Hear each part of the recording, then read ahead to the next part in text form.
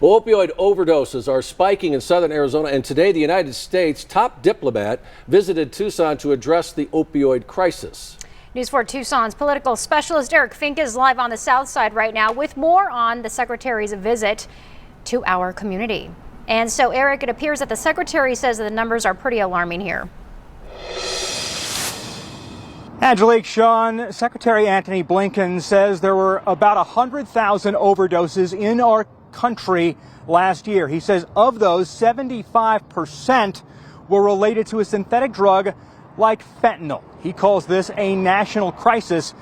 And today, Arizona is about to get tens of millions of dollars to help fight this epidemic.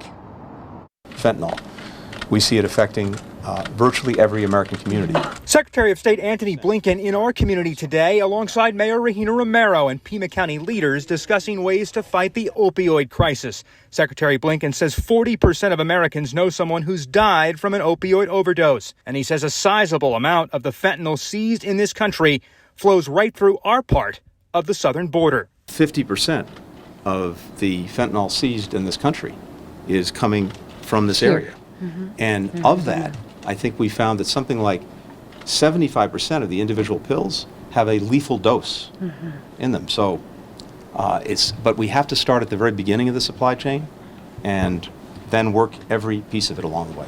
Arizona is eligible for $35 million of federal funding to combat the crisis. Mayor Romero says the city of Tucson and Pima County will work as partners to find the best ways to use southern Arizona's portion of that money. Next week, May 7th, we are going to both the city mayor and council and Pima County Board of Supervisors. We're going to approve a resolution declaring fentanyl and opioid misuse a public health crisis in our community. Treatment, prevention, being able to intervene with something like Narcan to make sure that if someone's actually taken fentanyl, there's an antidote to it.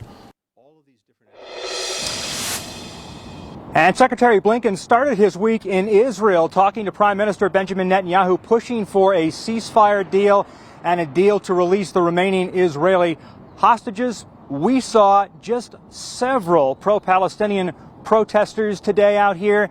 They did not disrupt the Secretary's visit. We're live on the south side tonight. I'm Eric Fink, News 4 Tucson.